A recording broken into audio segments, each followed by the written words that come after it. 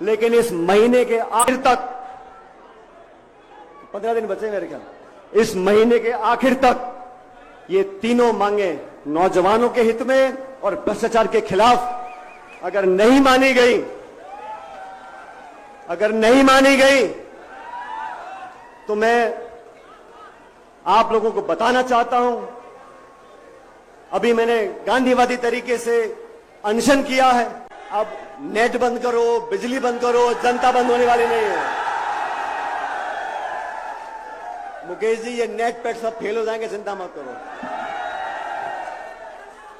20-22 साल से मैं राजनीति कर रहा हूं, मुझे भी बड़े बड़े मौके मिले जनता की सेवा करने का, केंद्र में, राज्य में, सांसद, विधायक, बहुत सारे पद मिले।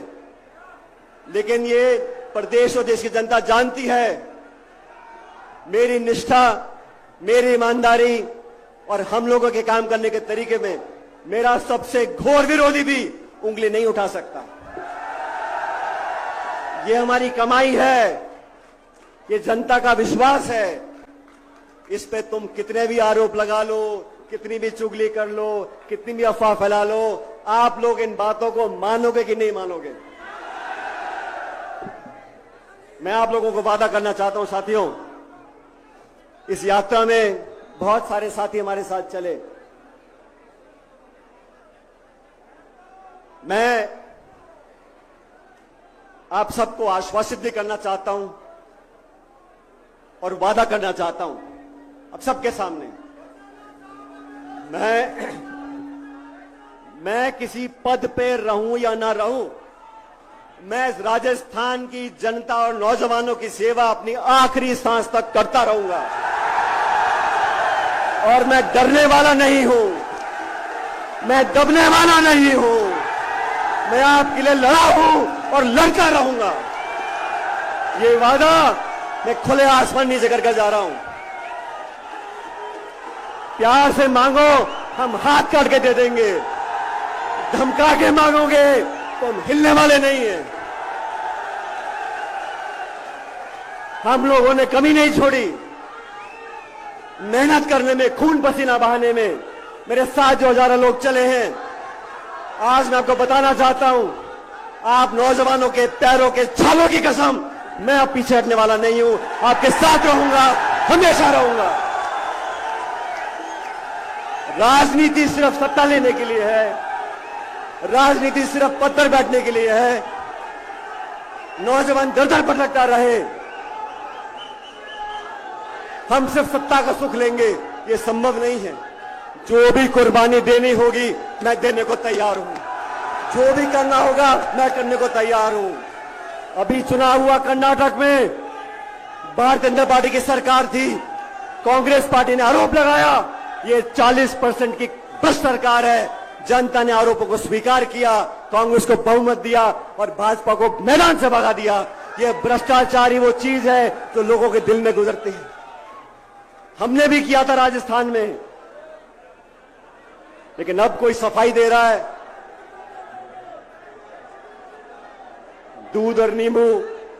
कोई कह रहा है कितनी बार बात हुई, 10 बार हुई, 15 बार बात हुई, 20 बार बात हुई।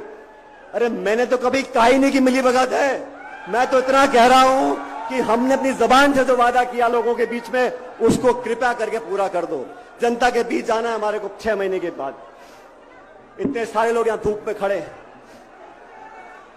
यहां आप लोग सच में मेरी ताकत, हम सबकी हिम्मत, और जो मंच पर लोग बैठे हैं, हम सब आपके सेवक हैं।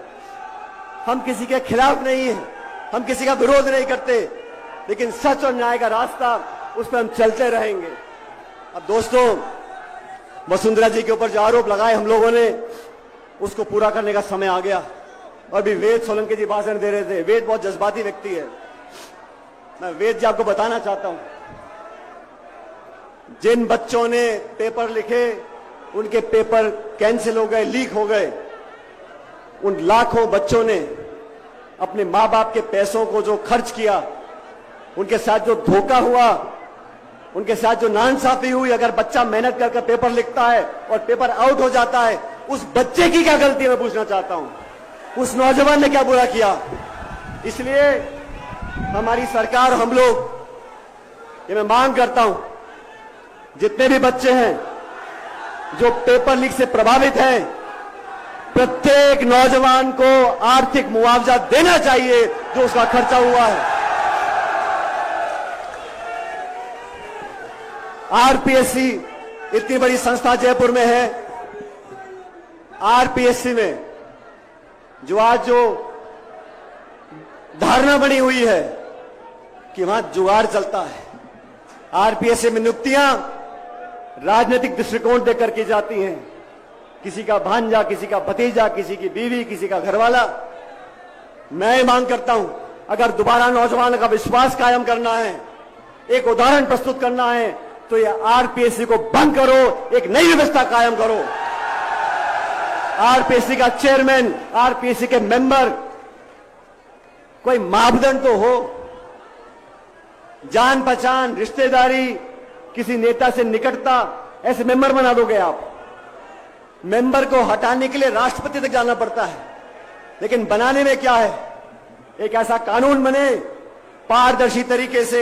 आरपीएससी का चेयरमैन, आरपीएससी के मेंबर, और जो जांच होती है, जब हाईकोर्ट का जज बनता है, उसकी आईबी जांच करती है, उसकी पृष्ठभूमि की जांच की जाती है, कहां उठता है, कहां बैठता है, क्या खाता है।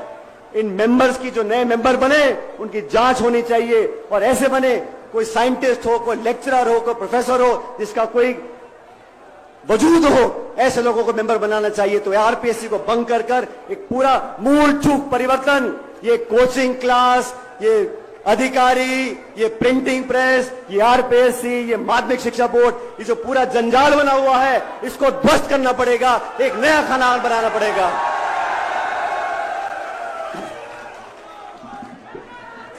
और तीसरी बात, वसुंधरा जी की सरकार के समय जो हमने आरोप लगाए थे, गहलोत साहब ने लगाए थे, हमने लगाए थे, उस पर जांच करने का समय आ गया। साथियों,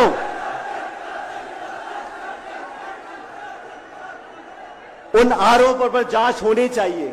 मैंने चिट्ठी लिखी, बार बार लिखी, आवेदन किया, आग्रह किया, निवेदन किया, कार्रवाई हुई नहीं। मैंने अनशन किया, कार्रवाई हुई नहीं। हमने जनसंघर्ष यात्रा निकाली, मैं उम्मीद करता हूं कार्रवाई होगी। लेकिन ये तीनों बातें, आरपीएससी को भंग कर पूरा पुनर्गठन करें, नए कानून मापदंड बने, पारदर्शिता से लोगों का चयन हो, पहली मांग। दूसरी मांग, जिन लाखों बच्चों ने पेपर लीक से उनका आर्थिक नुकसान हुआ है, उनको उचित आर्थिक मुआवजा प्रत्येक बच्चे को मिलना चाहिए। और तीसरी मांग, वसुंधरा जी के खिलाफ जो हमने आपने बिल के आरोप लगाए थे, उसकी उच्च स्तरीय जांच करनी पड़ेगी। आज तारीख हो गई 15 तारीख। इन तीनों मांगों को अगर आप सब समर्थन करते हो, तो दोनों हाथ खड़े कर मुझे बता दो कि ये मांग होनी चाहिए कि नहीं होनी चाहिए। अब इन मांगों को मनाने के लिए 15 मई आज का दिन है। आज हमारी जनसंघर्ष यात्रा यहां पर समाप्त हो रही है आज की जयपुर में। लेकिन इस महीने के आखिर तक, 15 दिन बचे मेरे ख्याल, इस महीने के आखिर तक ये तीनों मांगे नौजवानों के हित में और भ्रष्टाचार के खिलाफ अगर नहीं मानी गई, तो मैं आप लोगों को बताना चाहता हूं, अभी मैंने गांधीवादी तरीके से अनशन किया है, जनसंघर्ष यात्रा करी है। महीने के आखिर तक अगर कार्रवाई नहीं होती, तो पूरे प्रदेश में मैं आंदोलन करूंगा आप लोगों के साथ।